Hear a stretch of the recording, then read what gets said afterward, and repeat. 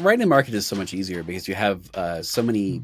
It's so much easier to get traction. It's so much people go, oh, I Yeah, understand what something is. If people yeah, understand what something is, they can get it. Like if you saw a weird box in the grocery store as a pancake mix, you go, okay, it's pancake mix. mm, But if it's something yeah. weird thing says, something you don't understand with some different language, like, what is this Mm. thing? Like you're not going to bring it home and eat it.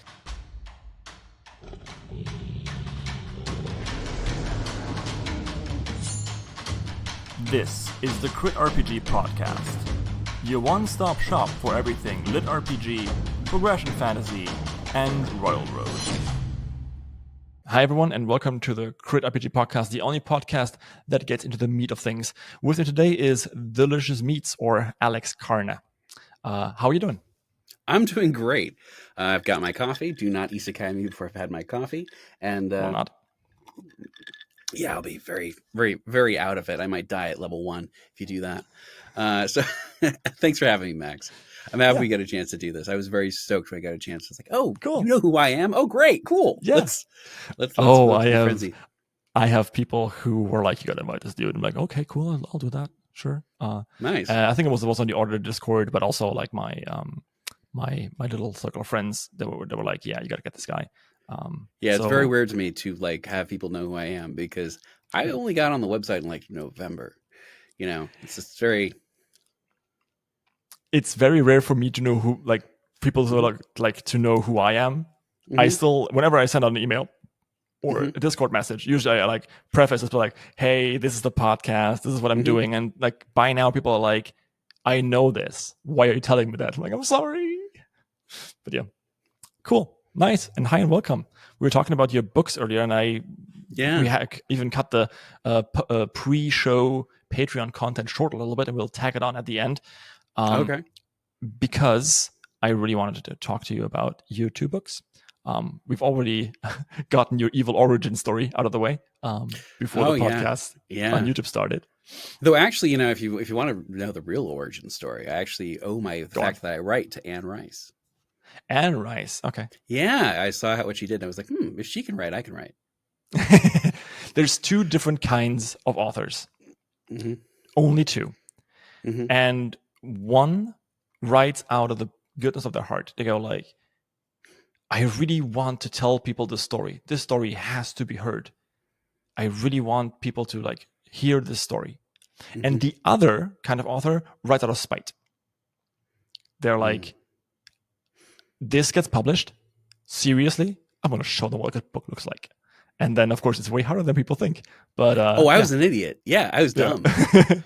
I actually was thinking about this morning. I was thinking about because my main gripe at the time was that, oh my God, she changed the character of Louis and how he is and how his demeanor is. oh god, And that was how I looked at it when I was starting, like when I was like 17, 16. Mhm. And then now, as a guy in his 30s, I'm looking at it, I go, it makes sense. She followed reader feedback. She went with a thing that people actually liked and had a Yeah. career. I'm like, that is smart. It's not, it's listening to feedback. It's an intelligent thing to do. I went, okay, how I feel about this is very different, 20 years later. Oh my god, yeah. Don't get me started on Mm-hmm. that. Like, I like the fact that we are on Railroad and that we can actually incorporate all this feedback. Like Being again, able to iterate is amazing. my friends tell me I should stop joking about this, but like when people tell me like Torchbearer is trash, you should totally stop writing it. I'm like, okay, I will. No, I took a lot of feedback, and yeah. So actually, tell me why and how your story. So start with Soul Guardian and then Marine. Okay, yeah, Soul Guardian. I think both of them have this weird common thread because they both started with a picture I saw online. Soul Guardian started with a picture of I think I started writing this 2012, a long time ago, and I never had Mhm. any place to post it before Railroad, so I was very Mhm. enthused to find a home here, even if it's not strictly on genre, because it's a slice of life, romantic comedy, urban fantasy, angels and demons kind of thing, very Cool. good omensy. And I saw this picture, and it was a artist, and it had a little girl making a little pentagram, and she's Mhm. drawing with a stick, and there's a Mhm. demon next to her, and it says, "If you ever need anything, just call," or you knew how to Cool. call me. Yeah. And then the premise from there was, hey, little girl summons a demon to open a jar of tomato sauce. So I wrote a little Yeah. short story about a girl who had been, who had like, a demon who could help her out. And like the idea was, okay, this person's been sacrificed by, her family, and the demon doesn't want to sacrifice. So, becomes the person's daughter. And that became Soul Guardian. And that kind of evolved from there. And who I was when I started writing the book in 2012 versus who I am now is very different. But I have circled back to that feeling of, because I was maybe, I don't know, I was like, I'm not, don't make me do math. I was like 22, 24 at the time when I started writing it. And like, I was very dissatisfied with my career. I'd been with the same company for like 5-6 years. I hadn't pivoted into sales yet. I still worked in food and training. And I was very unsatisfied. And that's kind of, I channeled that into the book. And then when I came back to it, it's as a man in his 30s, kind of looking at, the benefits and the things I've done and being a little wanting more and finding out what I want and focusing on what I want. And it's weird how you kind of go full circle. Cool. All right. So tell me more about the story. Okay, well, it's we know the premise, right? Yeah. And I think right out the gate, like you hit I think 2,500 followers or something on Railroad. Just now. Yeah. I don't really promote that book much. I don't do many shouts or promotional stuff. That's all kind of just organic views, like people popping on it, glomming on it, liking it. I'm sure if I posted more and had more time, I could write more of it. But yeah, no, it's doing really well. I was the feedback when I first started was, oh my God, you're writing a romantic comedy on Royal Road. Do you hate success? And I'm like, I'm going to have the success I can with the talent I got and hope for the best. If it doesn't work out, it doesn't work out. It's fine. I'm not required to succeed all the time, Like that attitude. That's nice. Yeah. I mean, think about all the times we failed before we had one bit of success. How many times we failed before we found that one job? And look at that ratio. You've got, let's say, you post 6 stories and hit it good on one, it's only 1 out of 6 succeeded. And now you're saying you have to be successful every single time. You have to have that improvement of 100% success from 1 out of 6. That's not realistic. Yeah. Absolutely not. It's like, I mean, like the more you learn, obviously, like the easier it gets to like kind of find the market and write on market. I'm looking at actors, for example, who really got everything that he really wanted. Like this sounds bad, but like he wrote everything that his soul really hung on, like steam forged sorcery, like a lot of steampunk and pirates. And then he started writing on market, and he still loves it, right? So I think like having these back-to-back love hits. Rise of the Living Forge. Yeah, I read every chapter. I love that. It's hot. It's hot. So good. Soul Flame. Yeah. I need to actually like go back to Royal and start reading more. But like the thing is, I really I don't have the time. It's so hard right now. But yeah, I'll try and like get my time scheduling a little bit better. So, I just love books. You can't. I don't have the self-control to stay away from reading them. Like, oh, these cool little stories, or like a cat can cut it in a fantasy world. I read through that, and it like up to where it was in a day. Such a good book. Fun little one. Oh my God, that sounds good. Like it's a kitty cat in a litRPG. I actually I have so many recommendations of people. Right, because I get like 4 or 5 recommendations every single podcast, and I'm getting hit by analysis paralysis. I still haven't read all the Skills 3. Like I'm that far behind. This is who I am. But on the other hand, I don't build a know nice shelf. who anyone is. That's the thing. I discovered. Okay, here's the funny thing. My mother is 70 years old. She's a little Cuban lady with gray hair, and she reads litRPGs. And she discovered them before I did, because she reads them on Kindle Unlimited. Nice. And it's this weird thing where it's like, I started like, oh, she actually brought it up organically. And I mentioned, and I was like, wait, I just started writing those. Nice. Because she reads them all on Kindle Unlimited. So I didn't know who anyone was, because I just kind of discovered the site in November. So I'm still like finding out, like, I didn't know who a lot of the big names were. And I was like, oh, I know that person on Discord. Okay, cool. Because a lot of people are very helpful and nice. And that is an amazing thing about this community. Absolutely. Yeah. I love that too. The whole like rising tide. It's very it's kind of racing unique in ships. in writing communities. I think like you will find a lot of like amateur spaces, but as soon as it gets like a bit more commercial, it's sometimes it's a very dog world. But Maybe it's because there's a bigger slice of the pie, and because things are more yeah, transparent. yes, and also it's just because like the readers are ravenous. There's never going to be enough. Mm-hmm. Right? Because like of the speed people read these things, and it's Well, not it's because like they skim. yeah. I mean, like if they want to do that, that's fine. Yeah. It doesn't hurt me. But all the skills is definitely a book you should check out. It's Oh yeah, I need by to read everything. Honoré. I will read all the things. Yeah. I just yeah. I keep getting It's written distracted by by little Honoré. piecemeal things. Oh yeah. Sure. I was like, ooh, this, Cool. that, the other thing. What I really need to do is read more in Kindle Unlimited, or start doing more Audible. Start listening to that at the gym. Oh yeah. I do this like while I'm doing the laundry and dishes. I started listening to World of Chains recently. That's really good. Mm-hmm. That's the sound booth production, so that's pretty nice. Yeah. Okay. So how about Magic Murder Cube Marine? Magic Murder Cube Marine also started by looking at a meme online. It was the wizard pulling the shotgun out of his hat that says, "I'm all out of spells, but I'm not out of shells." And I did manage to work that into the story at one point, so look out for that. I was in an author Discord, and we're just shooting the breeze. We're just like, hey, what is this silly thing, silly, dumb ideas? And I'm like, well, what if it's just, a gun wizard, shotgun sorcerer? What would we call this thing? Combat warlock. And just making it bigger and dumber and stuff like that. And then I was like, this has legs. This sounds fun. Because I had 4 other things I was writing. I was working on this thing where it was like an enemies to lover fantasy, where it's like the evil dragon goes for a vacation because they're so tired, because they're tired of being the bad guy forever, and falls in love with a paladin who's also a princess. That's a fun thing. I was writing that, and I was working on some sci-fi because I have my current thing, Eden's Echo, which is now on there. I was working on all this stuff, and then I have this thing where I try and keep a mind like water. I think David Allen is a big proponent of this, guy who wrote Getting Things Done. Whenever I have an idea, I write it down so it can get out of my head. If it's something I have to do, I write it down, then I write the next thing I have to do with it so it gets out of my head.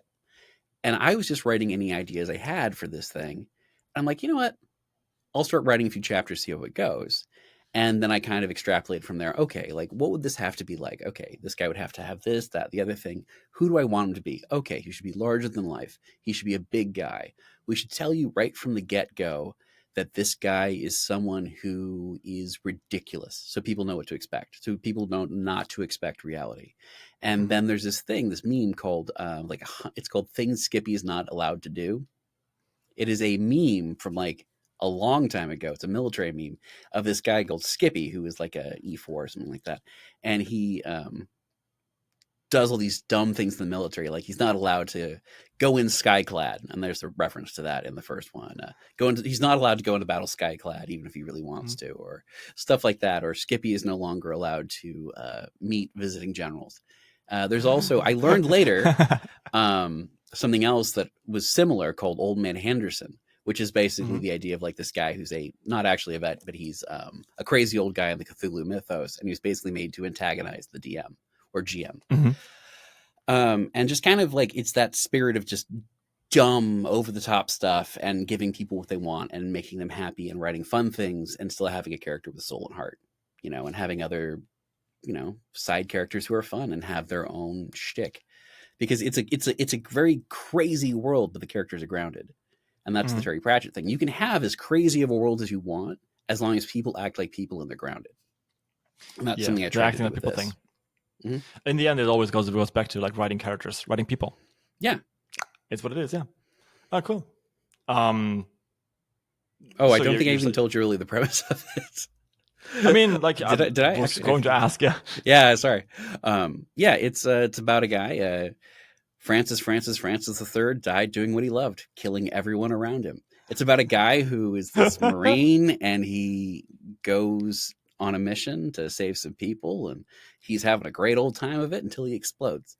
And then he ends up in this fantasy world, and there's gods, and they're picking people as champions, kind of like this, dodgeball game, and they get points and stuff like that. And There's a system which he annoys so much becomes sentient because yeah, or Oh sapient god. technically. Yeah, just he annoys the heck out of it because he's like, he's a great guy.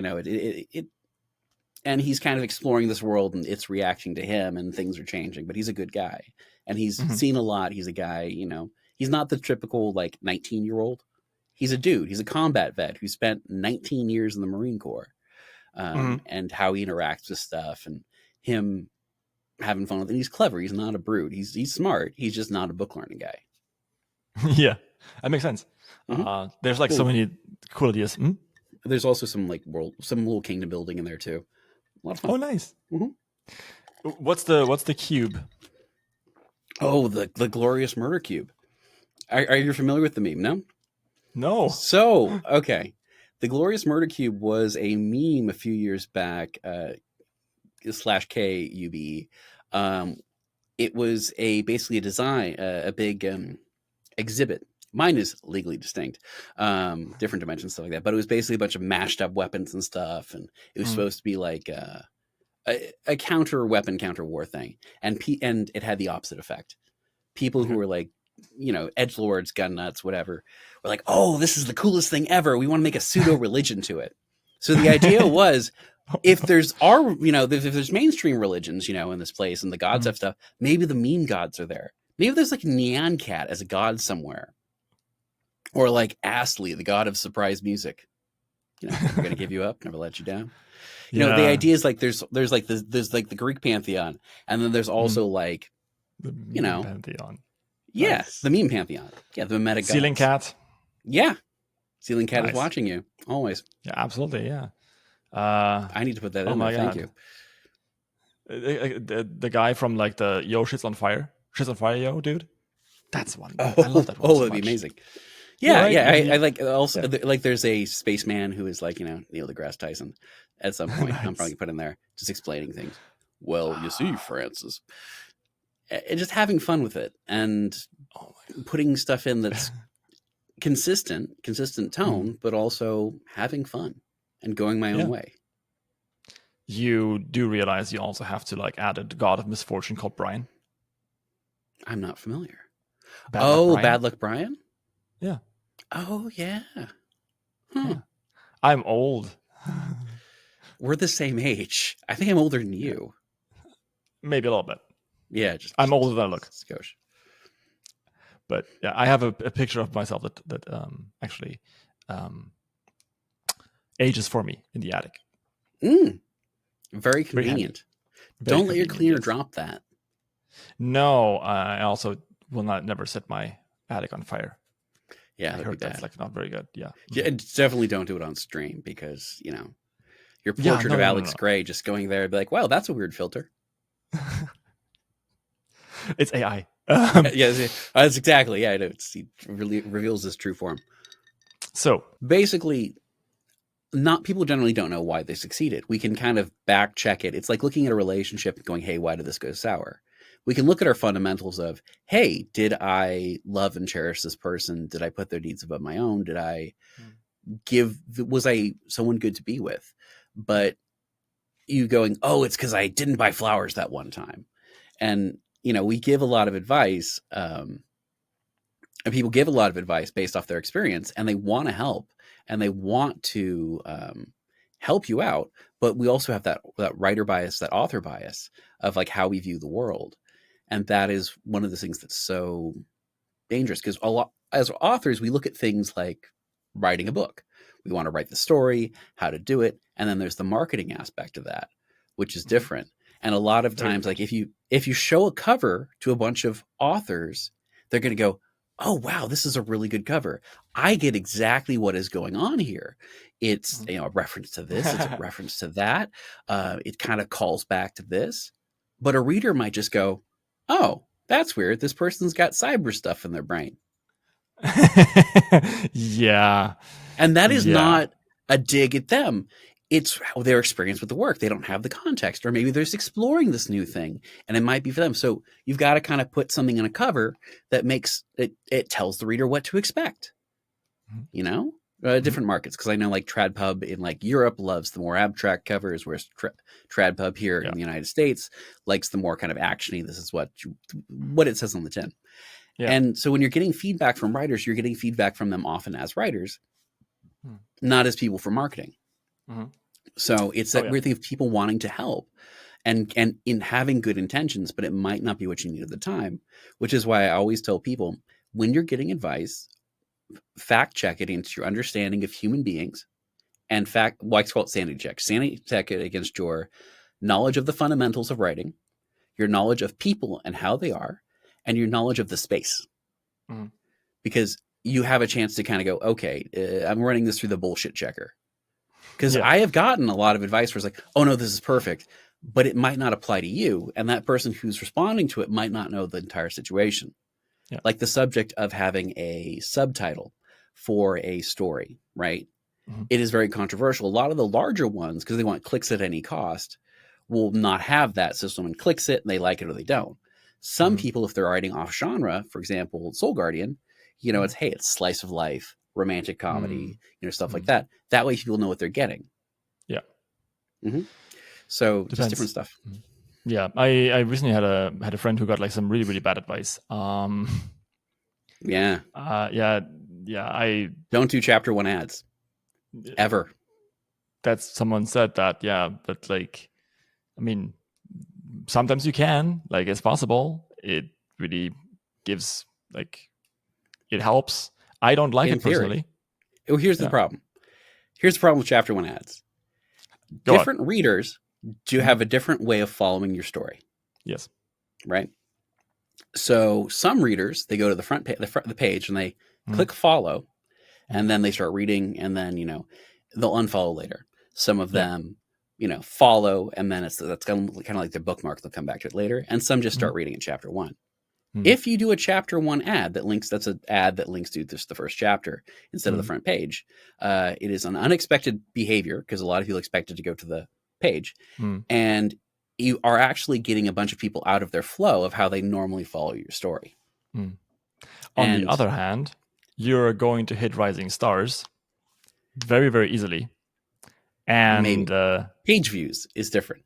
Popular of the week, I get it, but you may be actually cutting yourself short, because a lot of people will give bad ratings because the ad acted an unexpected behavior and they feel kind of taken advantage of. And that is the trade-off, because a lot of people don't care about the rating because they assume it's going to get tanked anyways. But believe in yourself, man. Believe in yourself, and don't do crappy things. As someone who's like last fiction, which is understandably not like the best it can be, this is why we wrote it. And no, the rewrite isn't online yet. Sorry, guys. Or maybe it is by the time this goes out. It's going to come out in like August. I'd be interested to see the change. Yeah, me too. I mean, like, this is why I'm doing it. Like, it's just an experiment. I've wrote it anyway, so why not just like do a re-release? But right now, like my fiction is like a 3.68 or 3.86 or something, right? And I'm like, clearly this is not on market. Well, yeah. Also, like I have some like really deep issues there, like issues with agency and shit like that I need to resolve. So I did that. I resolved it, and maybe I'll see some nice increase in followers. But I had some people like give me advice like, oh, don't relaunch, don't do that, just go straight to KU. I'm like, which publisher is going to take me with that rating? Yeah. So well, and also it's so you can get a chance to feedback, because I love Royal Road because we get feedback, and the things I would never think of, people go, because I'm a writer, there's some things I would never think of. Like I had for Soul Guardian, the original cover had a little hellhound puppy on it, and because it was romance, and people on Royal Road are used to, if it's on the front of the cover, it's the main character. They thought it was about a dog romance. Oh, okay. I don't think that's allowed in Royal Road. Exactly. But I would never think of that in a million years. I'm thinking like a writer. Oh, hey, this is so cool. It's about a puppy. It's about life renewing and stuff like that. And romance. And then people are like, no, there's a dog on the cover. It must be about romancing dogs. No, it's not. It's an enemies to lover. But I think a thing about that is it brings back to a piece of writing advice. People always say start with a bang. It's not about starting with a bang. It's about starting with something a reader enjoys. giving them something that start with a smile, start with a thing that they will like, that establishes the tone of the work so they know whether they're going to like it or not. Because whether you're on Royal Road and they just read the first chapter, or you're on Kindle Unlimited and they use the peek inside, that first thing is going to establish tone, give them something they like. They know whether they like it or not. That's why I love prologues. It's a promise to the reader. I love prologues because it gives us a chance to give them a better idea of kind of the world, the tone, and stuff like that, and then I can go into the actual story. Yeah, but it doesn't have to start off so slow. And I read the original version of Torchbearer. Oh my god, I'm so sorry. There was a lot of good stuff there, but it wasn't giving that grin at the get go. Yeah, absolutely not. Like my biggest issue in that book is, first of all, main character didn't have much agency. Right? It took her like until like the middle and like end of the book to actually get there. Which version did you read? Like the 0.1 or the one that is up right now? It would have been a few months ago, about 3 months ago. Then it must have been the one that's up right now. Yeah. And I'm not quite that sorry. Like the original one was like way worse. But hey, yeah, my first book was a noir cop thing about a literal German police dog. So it was uplift cyberpunk called Death by Chocolate. I'm seeing a pattern here. What? Dogs. Who doesn't love dogs? They're the best. I'm a cat person. That explains the litter box in the corner. There is no litter box in the corner. You were not going to make me look. No. All right. So yeah, actually, thanks for reading it though. Like I have this bad habit of like putting myself down for writing, because it's way easier to kind of like succeed low expectations than actually have like really high ones. But I don't think it's quite healthy. So I think mental health is a big issue in the space. It always surprises me that people kind of compare themselves to other authors and get very down on themselves because they don't have their level of success. Like I was talking to Raven Stagger about something, and there's like, well, don't I think he said, don't beat yourself up if you haven't reached this, because I've had this story here for like 3 years. Yeah. I'm like, oh, it didn't even occur to me to compare. Yeah. Like it literally did not occur to me. Like, yeah, you got 12,000 followers. Great. I mean, you've probably put in the work and spent time. It didn't even occur to me to compare, because I'm like, yeah, I'm new. Why would I? Like, I lucked into that because I'm just like, cool, I'm having the success I got.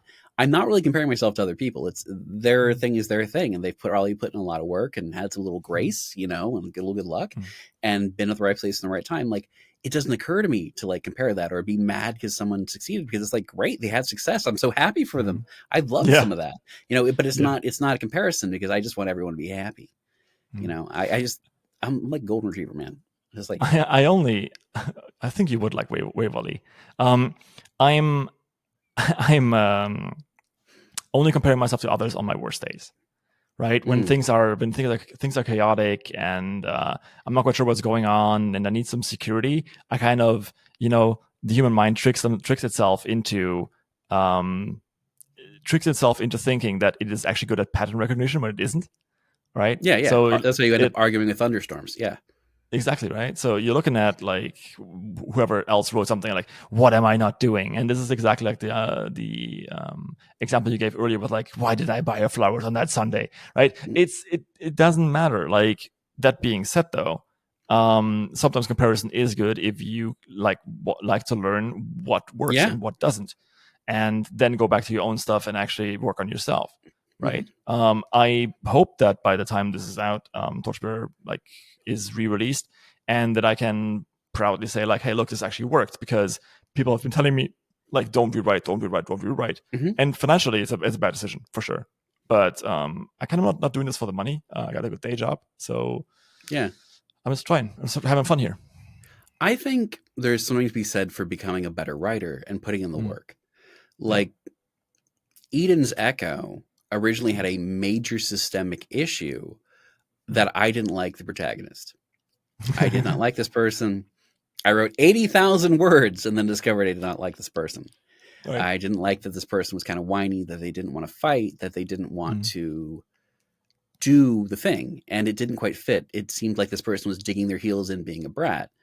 And I kind of knew why this person was this way. Yeah. But I hadn't told the reader.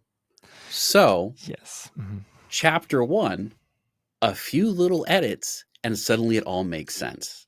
Yeah, exactly. This person is it's a cyberpunk. This person is bioengineered and has been hiding because they are bioengineered. And people want to kill people who are bioengineered because basically they're racist. And they're worried that it's going to dilute the gene pool. But they're also worried that these people are monsters, because they're literally like, it's sci-fi. They were designed to basically survive in places where humans probably wouldn't, and fight and keep going and keep going and keep going. And they had, an advantage. So there are more of them, and then bad things happened. That's backstory. But because I made that one small change, you suddenly know, okay, she doesn't want to fight because she's afraid. It's like the person who has a father who's an alcoholic doesn't want to drink. Yeah. She's afraid she has that one beer, she's going to go psycho. Yeah. I feel that. I feel that a lot, because I think, to generalize this and not talk about myself so much, like, please do. Torchbearer had the same issue. I hated Sam. Like, and until I realized, like, okay, cool. Like, she has, like, why is she all this angry? Why is she this weird? Like, it's because she lost all her friends, right? Yeah, and also she's like this messiah person in that version I read, and all these people are reacting to this person, and then no one's listening to her, which, like you said about the agency thing.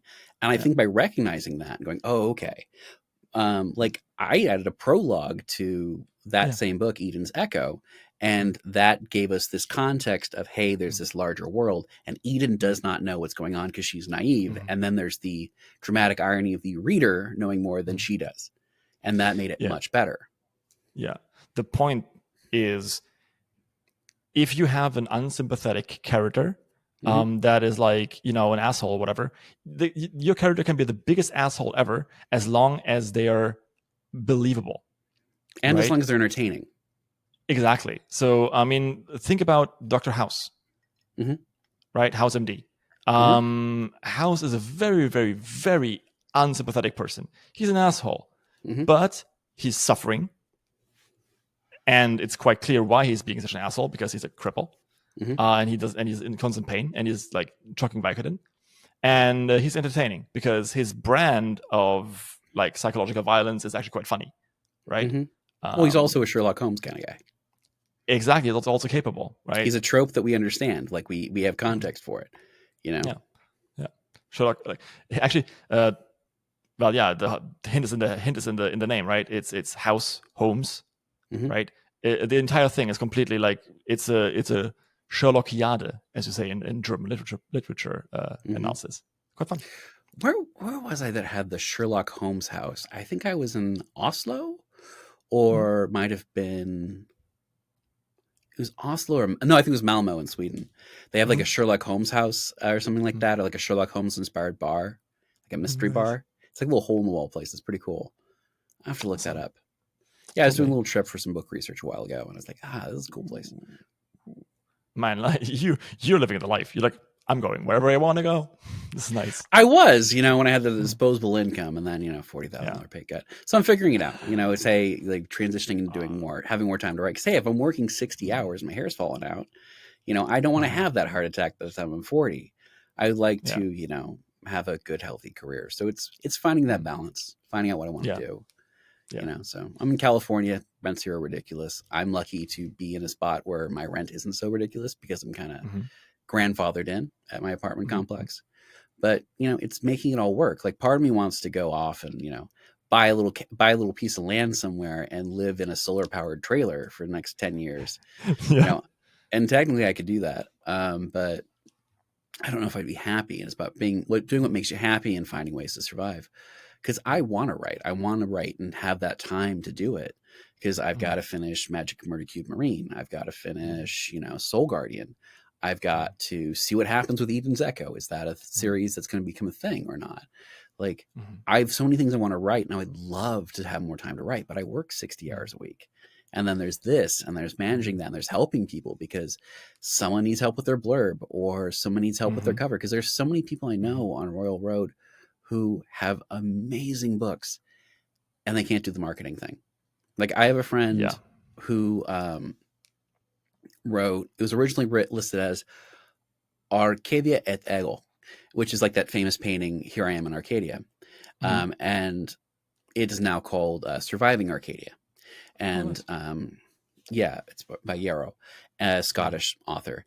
An amazing story. It's got survival, it's got lit RPG, it's got crafting and stuff like that. But if you looked at the cover and the title, you would never get that it was, what it was about. And then, helping them kind of do that. And it's my opinion, right? It's my opinion as a writer. I'm pretty good at getting people to help with their blurbs to figure their stuff out, but they have to run it through their internal bullshit filter and see if that is what they want, how they want to represent their product, and if it makes sense for them, their audience, because you know your audience better than I do. You know your book better than I do. But do I? Yes, because I haven't read your new version. I will. I'll devour it. I'll devour it in a day. It's like 700. I'm actually. I think by now this should be out. I've been doing some audio engineering. I've met a book narrator who was looking for work, and I have been trying to find her some work. And I was like, hey, why don't we just do a trailer with for Torchbearer, the first chapter. In a world, one torchbearer will wake up to a world of machines. Almost. I've been having fun with reverb effects.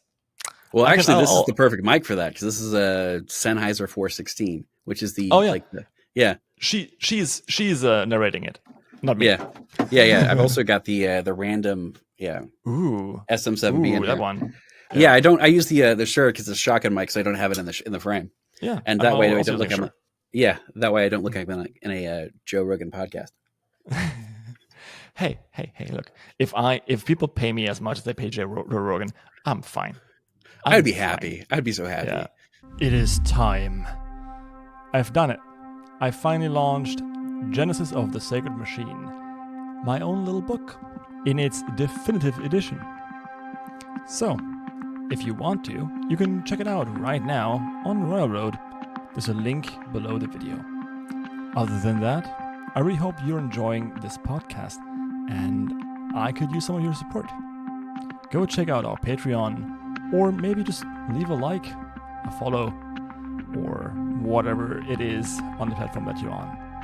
Anyway, thank you so much, and let's get on with the show. I'm hanging out, right? And I feel what you said about all this time and wanting to do something with it. I also actually, if I'm allowed to do my job, I'm an agile coach. I love my job. I love organizing work systems and stuff like this. And right now I'm in a new job, so I'm still finding my way in the pecking order. Because as always, I do not sleep. I do not live. I do not lie. I am out. I do not sleep. I do not live. I do not die. I'm outside of the circle. I'm a Scrum Master. I'm an eldritch being that no one knows what to do with. So I'm kind of because you're a competent person with things outside of work who is not fitting the typical mold of, hey, let's work and then drink afterwards. You're like, no, I got things outside of work, man. Also, I'm not a manager, but I manage. I'm not an executive, but I do organization, system organization. And then people are always like, so you do Scrum ceremonies, right? I'm like, oh god damn it, don't call them ceremonies. It makes it sound like I'm a cult. It's a thing. But anyway, I feel that in my soul, because I used to be a Mr. Fix-It for a corporation. I'd go places where they weren't doing so well, get them back on track. And get them to standard, get them. But a lot of that was just getting the resources they needed from the company. Exactly. Because often people want to do well, but maybe the machine they need to use has been broken since 1996. So the company needs to fork out. Not really, but but it's they need the resources they need to thrive. And for me, I've led teams of 200 people. I've done that, and I love what I do. I love helping people out. I love giving them a good standard of service and getting them a transparent process so they know what the heck they're getting, so they don't get scalped by some poor dude. And that way they can be in a financial space where they can buy more stuff from me. It's like, hey, I'll help you out now, get you in a good space, make sure you're successful. That way we can be successful together. But that is a very different viewpoint for the sales environment. Because a lot of people told me, Alex, you're too nice. You're never going to succeed. Well, they're no longer with the company, and I've got awards. But but now it's the pay cut. It's like I can't afford to work there. It's like I love you guys, but you're going a direction I cannot follow. That's a good point. I mean the thing with the new work, and you will find this too at some point, right? Because right now everything is kind of running, Because as soon as you, as a manager, if you give your people what they need and they're actually having fun at work, you have very little to do unless you like are really looking for problems, right? But at the start, it is always a struggle, like because you always need to know who's doing what, why, who's giving like really weird orders, and I also need to find out if that is actually something I do. But coming back to writing, like you, I would love to just sit around like every morning, sit down, don't even start my other computer because this distracts me as hell. And once I'm distracted, I can't write no longer. Or I guess it's really hard to get into it writing. And just sit down at 8 in the morning or like 6, fuck it, 6, and just start writing and then pop up my 3,900 words before lunch and then just, do something else. Like, I would love that. But as you, I also need to breathe and live and have a house. Yeah, even the air in California is expensive, man. Because you got to filter it because we have so many freaking wildfires. One of the things I found for getting the time to write is writing on my phone. You take Google Docs and then you go into Google Docs and you go and you basically delete uncheck the box for auto suggestions. That way it doesn't add weird stuff in there.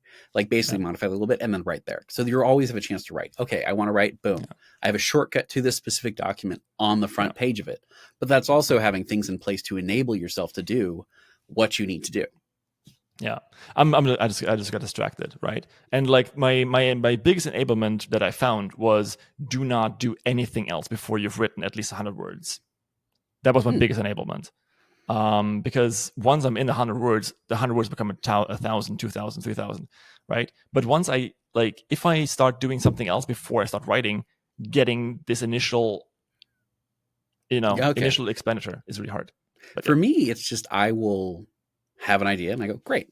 My thing is, if you have an idea, write it down. If it's an idea that works because I have different documents. I have the documents, my work in progress, and then I have a separate document, another program, which is notes. And then at the bottom of the document, because I've discovered the wonder of headers on Google Docs, it's like Control-Alt-1, and then you have that index on the side. And because I name each chapter, I can then just scroll through. And at the very bottom, I have notes or things I have to do, or like stuff that is relevant. That way, it's always in my view, and I can't forget about it. And that is my workflow for writing. So wait, you were a plotter or a pantser? I'm a bit of both. Pants. I go where the spirit takes me and what I had this conversation with with Neon about this. I went, oh, interesting. That's how you do. Because for me, it's like a branching path. So you start out with this idea of like who you want, what they're going to do and stuff like that. Yeah. And then you have different ways to go, right? You can go this way, you go that way. And I always go, hey, I'm going to go in the path that is going to give the reader the most enjoyment, is going to give them a payoff, is going to be something they like. Because for serials, like we have this thing where it's not a finished book where someone just sit down and go, I know this thing's going to get finished and paid off because it's a full-size book and I know how long it's going to be, right? In a serial, you don't. So you have to give them little things they like. Oh, this is a character I like. Oh, this is a joke I like. Oh, this is a thing I like. And feed into that. It's like a video game. You have to give them that feedback loop of a problem, they solve the problem, something they enjoy. But I'm not clinical like that. I have basically a freshman high school education in English. I moved to another country at 15 and then graduated early and went to trade school. I became a chef. Like I do not have high school high level English. I have English grammar workbooks for English as a second language. Nice. Right? That's good. And I have this weird thing where I sometimes pop into Spanish because it happens. Especially con estoy cansado when I'm tired. But it is one of those things where it's just like, you just got to do it. You got to write. And you got to find what works for you. Because for me, what works for me is just when I have an idea, write it on the phone. Yeah, exactly. And like finding this process, like sometimes takes some time, right? And I also want to do like good at work. So this takes up time. And one thing I found that also really helps is like having a mental kind of like, almost like bricks that you can move around with priorities on them, right? So right now, my job is my highest priority. And then there's the podcast, and then there's writing, and then some other stuff, right? And it's okay to change these like day per day, like on a day-by-day basis. I always talk about the importance of triage. Yeah. Hey, what is the most important thing? They have that thing where it's like, what is it that square? So when I was in the corporate field, it's like urgent and important, do it Mm. now. Urgent Yeah. but not important. Oh, that one delegate is it. this not the SWOT, but like the Eisenhower matrix. Sounds right. Yeah. Yeah. The corporation spent a lot of money training me how to train their people, and a lot of it stuck, and I kept what worked. It's great because I like helping people like get over the little humps there. Like, you have writers and they're like, I can't get in my head. I don't know what to do. And I'm just like, cool. So let's go back to basics. You don't know whether you want to write this big, crazy battle right now, or you need to do something else. What is your reader going to most enjoy? Yeah. What would they go, I love this. What would make them happy? Because you want to make them happy, and it's a fundamental need of human beings to be of service. It's a fundamental need of human beings to be part of a community. And if you aren't sure what to do something nice for someone else. Do something kind. Even if that someone else is you. When in doubt, be kind. You will have, if you take that one piece of advice, you'll have a much better time of things. If I'm in a horrible mood, and I know I'm in a horrible mood, I will go out of my way to do something nice for someone. I will get my coworker a coffee or bring in some fresh baked brownies because I understand that, hey, I'm in a bad mood, but I shouldn't be a pill to other people. Yeah. So when in doubt, do something kind, especially or nice for writing. If you don't know what to do in writing, don't know what to write, do something kind. I have a wonderful adage about this. Go for it. I am a very selfish asshole because whenever I feel bad, I help out other people. Right? So that makes me feel better. But this is like on one hand, it's dangerous because there's this thing called in the agile coaching community, and it's called inflicting help. Oh yeah. Right. Which is like, I think it's an amazing word. Amazing phrase. I haven't heard that. And so you always have to like check, like, do they actually need help right now? Yeah. Do they want help, or am I just helping because I'm nice? Also, one thing, a coach that I really adore, he's written lots of cool books. Jeff Watts is his name. He once said, helping other people feels good, so it's a selfish act. Conversely, it means accepting help is a selfless act. Well, people want to be helping. People want to help. Right. Exactly. And if you are in a position where you need help and you think, no, I can do this myself, blah, blah, blah, blah, blah, you're depriving someone else of a chance of feeling good. So by accepting help, you can make other people feel good. And it's a good thing to accept help. People need to help other people. Yeah. It's a sign of civilization. We knew civilization was kicking off because we found a buried bone of someone who healed from a femur fracture. Yeah. So that meant that person was being fed and being helped while their leg was broken. Yeah. And like what's that joke about medication? Oh, the person who invented this antidepressant would be very sad if you didn't accept their help. I think another thing is people are quite often like to talk instead of listen. There's something Allison Armstrong, I think, talks about the Meadow Report, which is where sometimes people are talking and, it's just giving a report on, hey, what's going on in this. And that is just a sign of trust. And often if you're a problem solving person, we want to jump in with solutions instead of just listening. Yeah. Right. Yeah. The Advice Monster. There's a book called The Coaching Habit. Yeah. Change hear more, talk less, and change the way you lead forever or something. It's really, really good. And he talks about the advice monster that always like kind of drones out everything the other person's actually saying. And then it's like, I'm like, what do you need from me in this moment? How can I help? Yeah.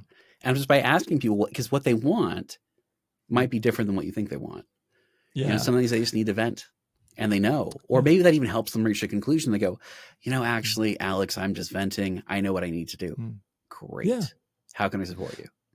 The other question that I love, like this coaching for beginners, I guess, is the question, so what's the biggest problem here? And then just let them talk. And then when they're done, you're like, so what's the actual biggest problem here? And then you let them talk again. And then when they're done, like, oh, okay, I get you. But what's the actual problem here? And then they usually find out what's actually going on, and you didn't even need to say anything. But you need to be able to be really good at active listening, right? So you need to be able to ask follow-up questions that don't put yourself into the answer. So questions like, I love powerful questions. Powerful questions like, what else about that? or how was that for you, or what else about X or Y. My favorite powerful question is, what the fuck is wrong with you? Because it elicits a response. No, I'm kidding, of course, but Yeah, see, I got to be careful because I'm like a 230-pound dude who's 6 foot tall, like in socks. So if I'm wearing work boots, I'm like 6'1" there, and like I have to be like not imposing on people because like if I get the deep voice sometimes, and I'm Batman. And I get asked a question. I got to be very careful and with how I present myself because some people can feel because I'm very direct, and some people can feel unsafe in that situation. Like, oh God, this person's no. I'm asking a question. I want an answer because like if you're working unsafely, you need to work safely, right? And just laying it out with people. Whereas like, people just beat around the bush. It's like no, you need to use the proper safety equipment because every safety rule is written in blood. Something bad has happened somewhere. That's why we have these rules. There's a poor woman who worked for a company who deep fried herself because she was using an ice cream scoop with the deep fryer. And the way it happened is just bonkers. She was pushing a tortilla down to make a tortilla bowl. We deep fry it, but she didn't find the actual basket to use to make it because she was in a hurry. So she used a metal ice cream scoop. Now, metal ice cream scoop has a void in the handle, which is full of air, or sometimes it's full of freon, which transfers the heat. She's pushing the ice cream scoop down. Ice cream scoop gets hot. She lets it go. It falls in the oil. Boom. Dumps 400 degrees Fahrenheit oil all over her. Flash fries her from the body up. And every safety rule is written in blood. But I think we also need to take a step back and listen. And sometimes people won't take her advice. And sometimes people will go a different way because what they want is different than what we want. Like the way we do things is different than what they do. Some people, especially in the writing community, they want to write a story a certain way because they have a certain experience and a certain thing they want. And you can go, hey, I don't think this is going to get what you want.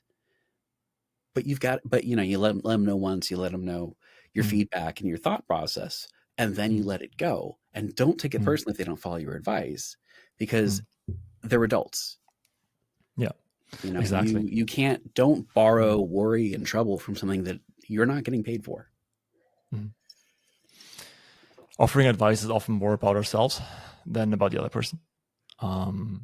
Yeah. I really like. I that being said, like if people are asking for advice, they're often not really asking for advice. They're asking for ideas that they can bounce their own ideas off of. Like they want to hear their own opinion in a deeper voice. In my case, yeah.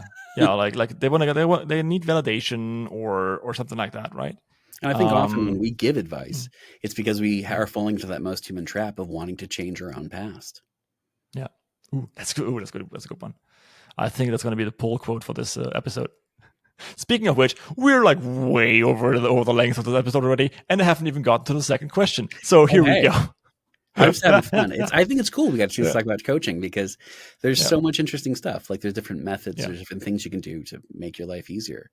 Like with me with ADHD, like reading that book, Getting Things Done by David Allen, gave me tools to actually get my projects done. Yeah, and that's why I was able to start writing more. Yeah, like for me, it was medication. Yeah, same. I feel amazing. I have so much less stress because I'm actually doing the things I'm supposed to do. So I'm like, oh right, I'm not freaking out because I didn't get anything done on my day off. And starting stuff doesn't take like this huge amount of energy. Yeah, the clutch isn't slipping. Yeah, you just do it. The first time I took Ritalin, it was like a friend's birthday. And usually when you have ADHD, ADHD isn't really about not being able to focus. It's about not being able to start. It's a dopamine my clutch deficiency. does not engage. It's like if you're driving a manual car, you just can't, take out the clutch. Oh god. Yeah. And like the distractedness is just your brain frantically trying to get the dopamine up, like by finding something that's interesting. But so the first time I took Ritalin, there was a friend's birthday and I wanted to bake a cake, and I took Ritalin and I was like, I want to bake a cake now. I have apples, I have sugar, I have flour, I have water, and I just did it. And that was made an apple cake. I love apple pie, apple cake, whatever. Well, wait, apple pie or apple cake? Because there's the German apple cake. Okay, German yeah. Cake. The one like the little like streusel on it. Yeah, I love that. Yeah, I made that. So the point is, I just went and did it, and as I was pushing the thing in the oven, I was like, holy shit. And people without ADHD will be like, yeah, so what? I'm like, no, you don't understand. Like usually I would have like spent 2 hours planning this thing. Right. Like this is, yeah. The executive dysfunction that comes with ADHD of having to find the proper time to do things. Yeah. Oh, I'll be inspired to do this at 2:00. Oh, it's 2:05. I can't do it again until 3. That thing of having the proper time for things instead of just doing it is crazy. Like that is okay. Second question. All right. You had said there was a second question. I'm getting this back on track. I think we kind of glossed over that one already. So I'm also not quite sure how much time we've actually spent because we had best advice ever got on writing? Was that one? Yeah, so I think it's like 1 hour and a half we already in which is yeah. If you want to know the best advice I ever got about writing, it's about writing to market. Really quick, it's just this. Good. I read an article that said writing to market is like serving people food you think they'll like. Ooh, nice. You're not selling out. No, you're setting a menu and from the things you like, and then serving them something they like in a way you like. That is what it is. And that keeps you grounded. It keeps you within the fences, right? Yeah. I'm here and I'm going to not go off on this weird ass tangent because I know they won't like it. I'm writing a happy story. We're not going to kill kids, and that's something I see about writers too. Offensive because it would be positive anyway. Yes. Yeah.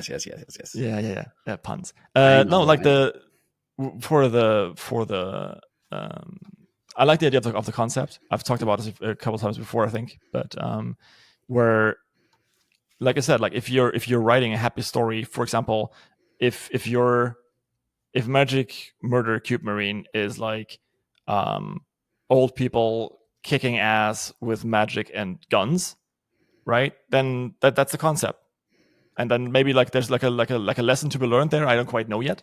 Right? Oh, it's not old people. It's a dude who's 36. But that's old. Yeah.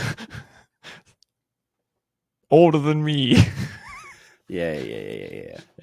Okay, no, but like, right. So if there's a lesson to be learned, like that's also there. Like for example, in Torchbearer, it's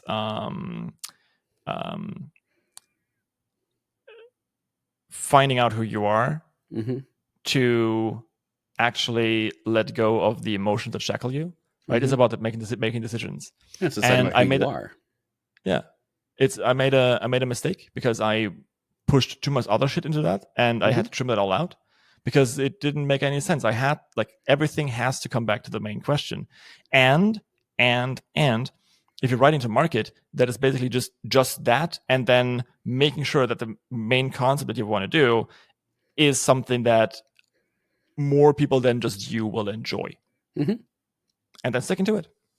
Yeah. It's that easy. Sure. I think it's all writing in market is so much easier because you have so many, it's so much easier to get traction. It's so much people go, oh, I understand what something is. If people understand what something is, they can get it. Like if you saw a weird box in the grocery store as a pancake mix, you go, okay, it's pancake mix.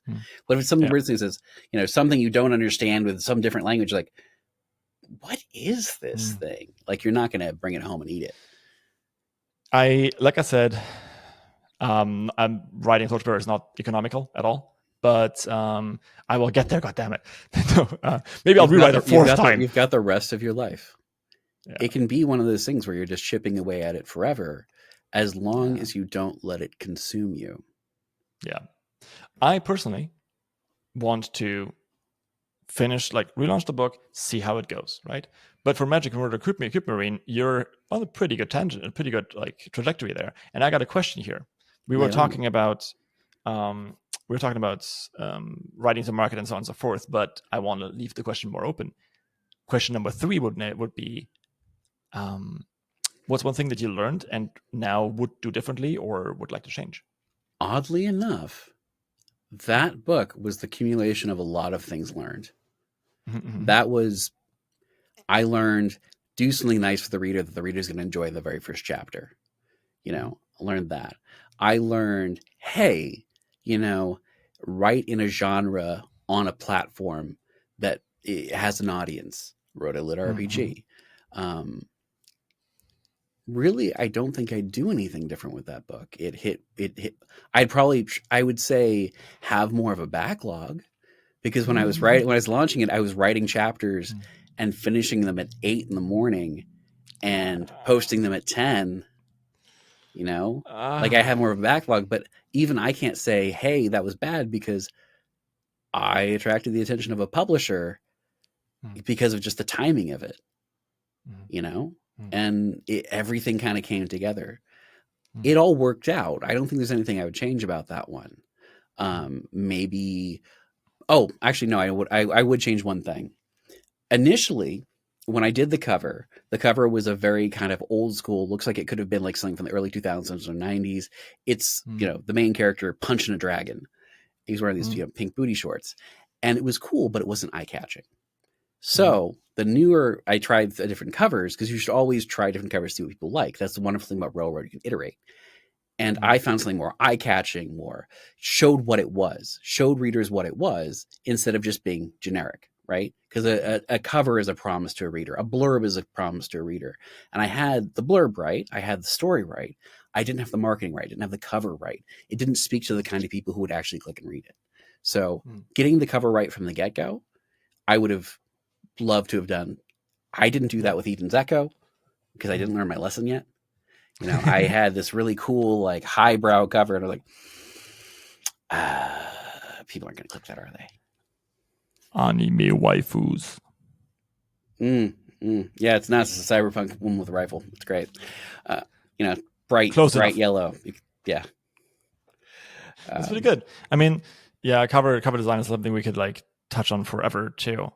All right, this is going in like a staccato mode here. Next up, lightning round. Next up, round 4. Right. Show me your moves. Oh no. God damn, you're making me forget all the questions. Was it the 4th question? Yeah, one book that you loved, and why is it awesome? Thank you. I love a lot of books for I'll say 2 different books from 2 different genres.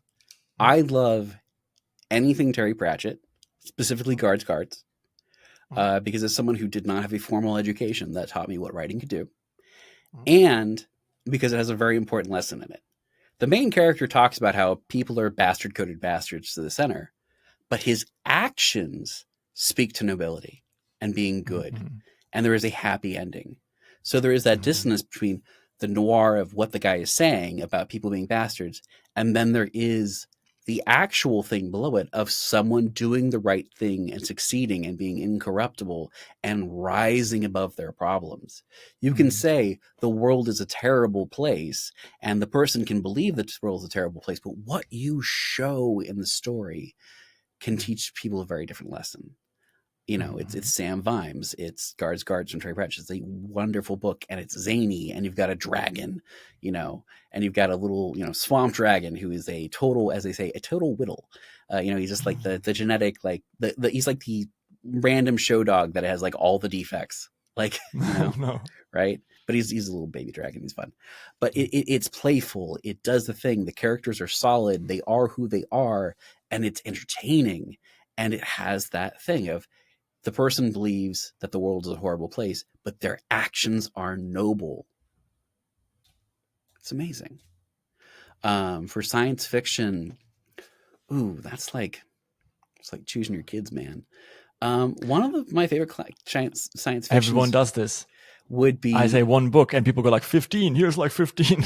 Yeah, well, I mean, right, go ahead. Okay, so that's for my comedy. For fantasy, it'd probably be any of the Ellie Modesi's Magic Recluse series, because that has the idea of order versus chaos, of a very grounded magic system that is grounded in physics in a fantasy setting. Technically, it's isekai. Some of it is, but like that shows like the dynamics, and the people are people. And then for just straight up sci-fi, Richard K. Morgan's Altered Carbon will always be fantastic. So good. The way he incorporates language, like the Spanish in there, like, because a lot of times writers have a monoculture in their books. It's the world planet of hats, and they don't have multiple languages. Like the way there's a little thing, the joke in there is cabrón modificado, which means altered asshole in Spanish, but instead of carbon, oh, nice. Yeah, right. It's a bilingual pun, and the way it's written is you get it or you don't, right? Yeah. It's not a pothole for you to fall into if you don't get it. It's like, what am I missing out? It's a little thing you can get it or you don't. I love that writing. Just like in Dungeon Crawler Carl, where if you speak Spanish, the first book is like 500,000% more devastating. I've never read it. I didn't know that was a thing until people started bringing it up. You should. If it's you're on my having a list. good day, it's on my TBR. Yeah, if you're having a good day, you should read it. If you want to have a bad day after, like, no, it's not a bad book. Like, don't get me wrong. Oh no, it's an great. amazing book, but it will also tear you down emotionally. I keep getting told that, like, because I wrote Magic Murder Cube, people are like, "Oh yeah, like your book is what I thought Dungeon Crawler Carl was going to be based off its cover." I went, oh, okay, makes sense. Like, it's just that zany, crazy thing. It's it's a Marine in a fantasy world doing crazy stuff. DCC is very much like that. It's also very, very, very zany, but there is, I mean, it's a Matt Dinniman book. Mm-hmm. There's going to be external forces doing completely atrocious things to people, and which in turn makes people do atrocious things to each other. And it is, Matt has found this way where it's kind of like the BoJack Horseman of I love BoJack RPGs. Horseman. Because like BoJack Horseman is like, BoJack is like, we are like we're just inheriting trauma from our parents, and then the viewer's like, haha, it's a funny horse. Yeah. Right? Yeah, well, yeah, it's a dissonance. Exactly. And then like Dungeon Crawler Carl is the exact same thing. You have people being forced to kill other people. You have parents have to kill their children, or like see them getting dismembered. See, I never would have expected that from the cover. Yeah, me neither. And I went and I read it all because here's the thing: it also has funny cats. I've gotten like one chapter in, and then I got distracted. And I also figured I should probably finish my own book before I read that book. That way we don't have to like do much crossover. The reason that get the audiobook. Yeah, well, I'm saying this that way there's not so much crossover, that we're not people stealing each other's laundry. I go, hey, I haven't read this book yet.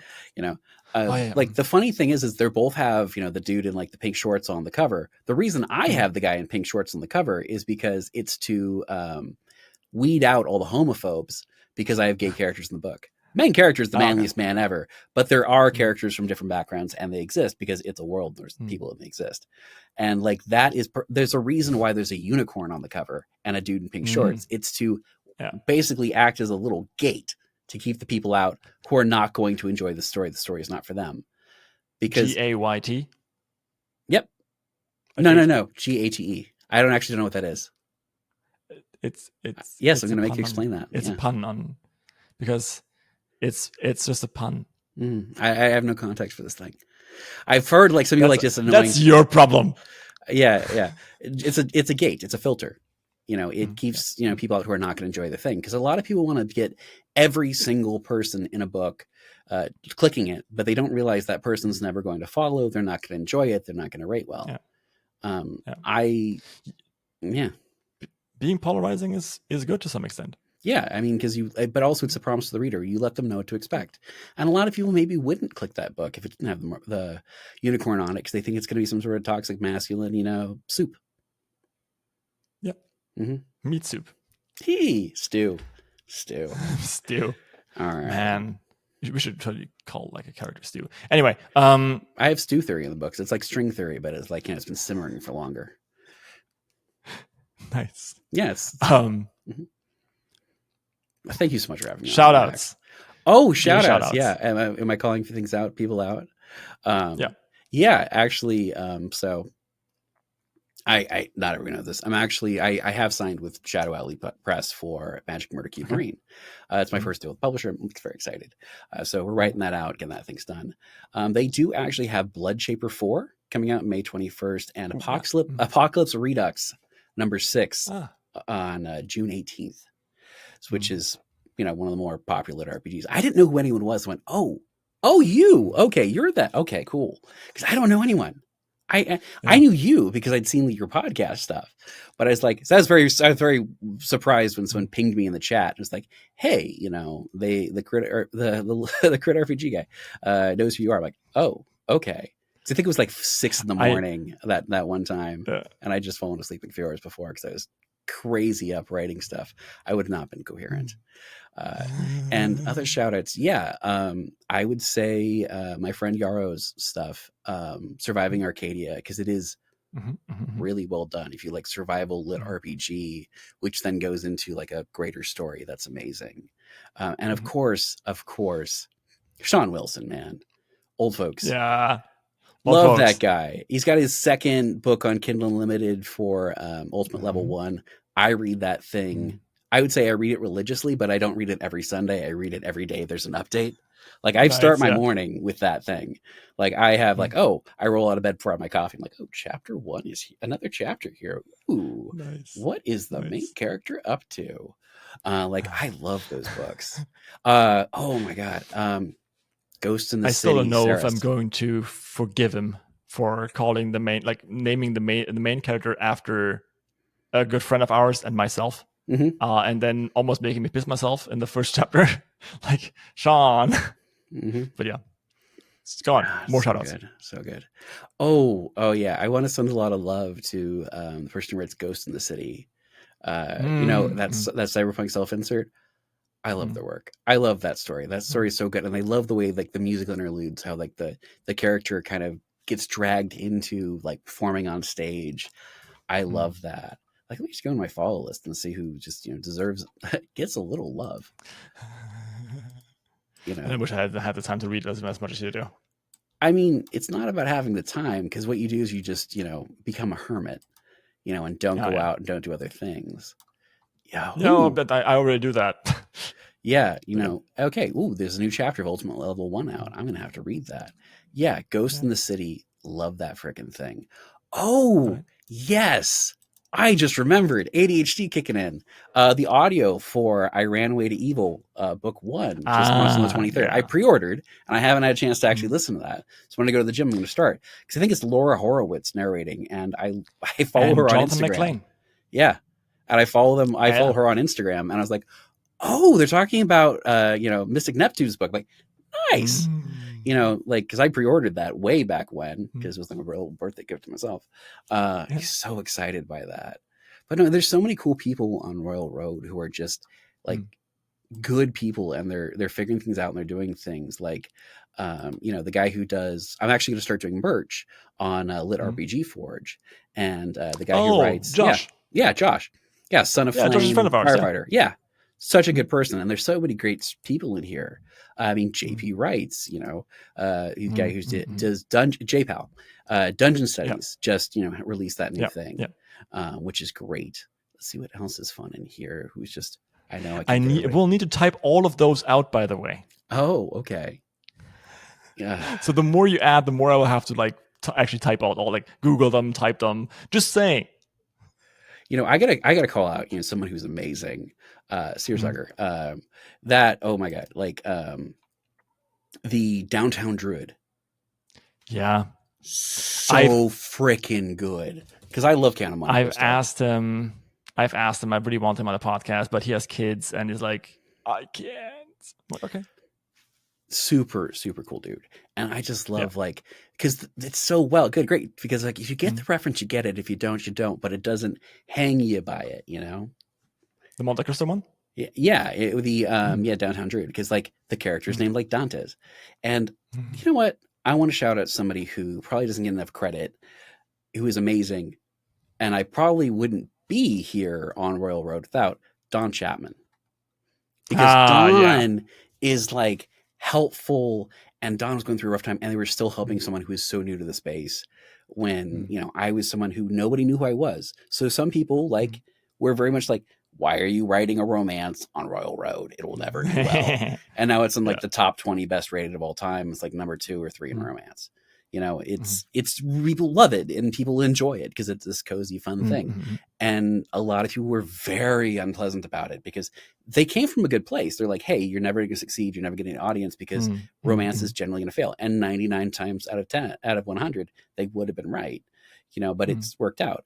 And that was someone who was just like, hey, yeah, if you're going to write the thing, do it. And gave me some resources that answered questions.